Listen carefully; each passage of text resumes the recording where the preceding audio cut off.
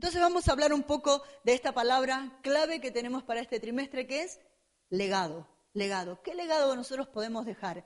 Si nosotros hoy nos paramos frente a esta palabra y decimos, yo, ¿qué legado voy a dejar a mi generación?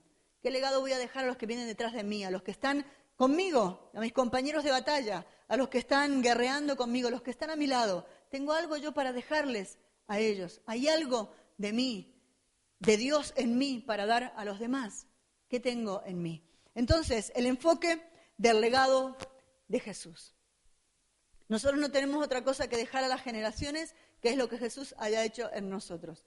Podemos dejar buenos ejemplos como persona, pero todo lo moral, todo lo ético y todo lo bueno que podamos tener humanamente se acaba y tiene un fin. Es bueno, claro que es bueno. Es muy bueno enseñar moral, hablando de los hijos, de los familiares, de las personas que están cerca de nosotros. Claro que sí, que es bueno dar ejemplo de moral, de comportamiento, de conducta. Pero hay un legado que va más allá.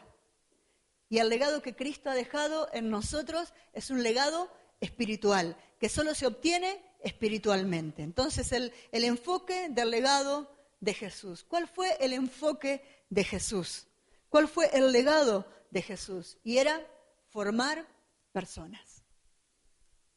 A Jesús le interesaba formar personas. No quería formar un sistema, ni quería formar un partido político. Jesús no se enfocó en nada social, ni se enfocó en nada terrenal. Él quería formar personas que fueran las que se quedaran con el testigo, que se quedaran con el legado que él tenía.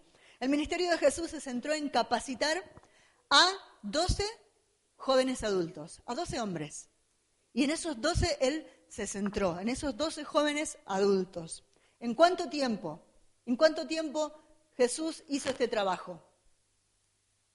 Piense, ¿en cuánto tiempo Jesús tenía que trabajar con estos 12? Tenía muchos años, tenía 10, 15 años para trabajar en ellos.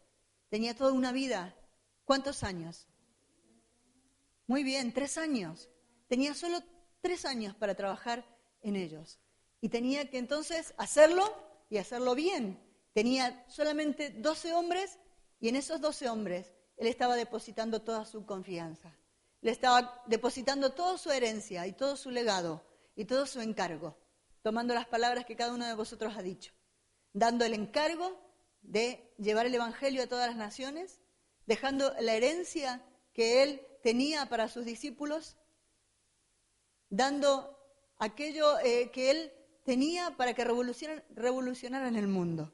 Entonces, si examinamos los resultados del ministerio de Jesús, los líderes que estaban trabajando para él, nosotros les conocemos como Pedro, el impulsivo, aquel que luego se levantó en el día de Pentecostés, pero él no escogió hombres ungidos, él no escogió hombres perfectos, ni escogió hombres sumamente capacitados. Él escogió hombres todavía por trabajar. Él escogió hombres que no estaban formados. Él no escogió hombres llenos del Espíritu Santo. Él no escogió hombres encendidos, ni al rojo vivo.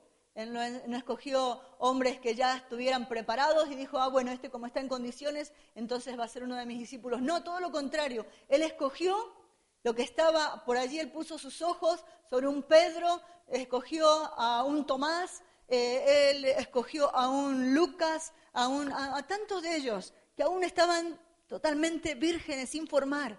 No había nada especial en ellos, excepto que él se agradó de esas vidas, porque él no veía simplemente lo que estaba delante de sus ojos, sino que vio lo que él iba a formar en cada uno de ellos. Por eso es fácil decir, Jesús ha escogido a hombres que realmente cumplieron su propósito, ¿no? Porque encontramos dentro de los discípulos a un Judas que le traicionó, a un Judas que se acabó suicidándose, a un Judas que le robó, a un Judas que le engañó, que hizo lo que a él no le agradaba. Y eso es con lo que Jesús se encontró. Vemos a un Pedro que le negó, que dijo no conocerle, y aún en los momentos más difíciles de Cristo, de Jesús estando en la cruz del Calvario, sus más allegados, sus amigos cercanos, no estuvieron allí. A veces nosotros nos ponemos tristes cuando esperamos que alguien, que un amigo, que un familiar esté con nosotros cuando estamos mal, cuando estamos tristes. Pero si esa persona no está, si esa persona no acude a nuestro llamado, no acude a nuestra ayuda, porque en ese momento lo necesitamos, nos sentimos desilusionados, ¿verdad? Hubiésemos querido que ese amigo, que ese familiar, que esa persona que amamos, que necesitamos en ese momento no está, sentimos que nos ha fallado. ¿Sí? ¿Cuántas veces a vosotros también nos ha pasado, no? A mí muchísimas veces. Hubiésemos querido que tal persona estuviera allí para consolarnos, para escucharnos, o simplemente para vernos llorar un momento. Pero no, esa persona no estuvo ausente y hubiésemos querido. Pero, sin embargo, Jesús pasó por el peor momento de su historia en la cruz clavado y, sin embargo, sus más cercanos, sus íntimos, no estuvieron allí. Pero aún así, Él confió en ellos. Aún así, Él se fió de cada uno de ellos. Por eso, Él quería formarlos, porque Él necesitaba dejar un legado y quería dejarlo en buenas manos. Entonces, humanamente, si evaluamos el ministerio de Jesús, podemos decir que Él no tuvo resultados perfectos. No los tuvo. No tuvo buenos resultados a la vista humana. No tuvo unos resultados excelentes, como podríamos decir. Hablamos de un traidor, de multitudes que le seguían cuando Él predicaba. Él dice que la gente se pasaba de un lugar a otro para seguir y para escucharle. Sin embargo, cuando estaba en la cruz, ahí no había nadie. Ahí todo el mundo desapareció. Entonces podríamos decir que su trabajo, que podríamos decir que su obra, en cierto sentido, no tuvo buen resultado. Sin embargo, ¿qué fue lo que fue exitoso en su ministerio? ¿Qué fue exitosa en su vida, en su carrera? Podemos definir con 2 palabras el ministerio de Jesús: sencillez y profundidad. Jesús tuvo un ministerio sencillo, pero profundo. Jesús tuvo una vida sencilla y profunda también a la vez. Y esas fueron las claves del éxito. Y eso es también el modelo que nosotros podemos y debemos seguir. Una vida sencilla, sin demasiadas ostentaciones, sin demasiadas quizás expectativas, pero sí con mucha profundidad, con mucha profundidad. Y eso es lo que aprendemos de Jesús. Eso hizo posible que Él tuviera y pudiera cumplir su meta y su propósito. Y la meta de Jesús, su meta y su método. La meta de Jesús fueron las personas. La única meta que Cristo tenía eran las personas. Lo único que le interesaba eran las personas, no le interesaba nada más. No quería popularidad, no quería fama, no quería recibir aplausos, ni quería nada especial. Nada, no buscaba nada más que estar con las personas, que estar con la gente.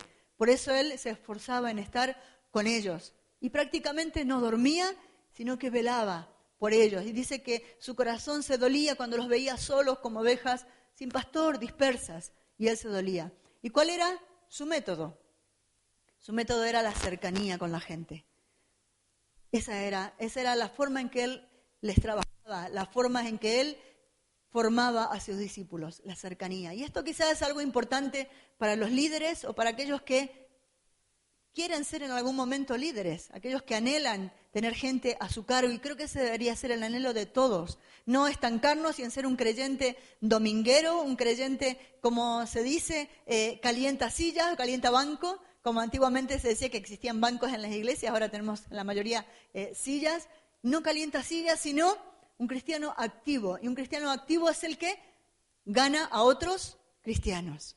Un creyente que gana a más creyentes, un cristiano que gana a más cristianos. Y entonces ese es, y se consolida y es un líder. Y ese líder tiene que tomar como ejemplo esta meta y este método de Cristo. La meta de Jesús eran las personas y el método era la cercanía con las personas. El ministerio de Jesús, sus resultados y el mayor milagro de Jesús fue realizado mientras caminó sobre esta tierra, cuando Él capacitó a sus 12.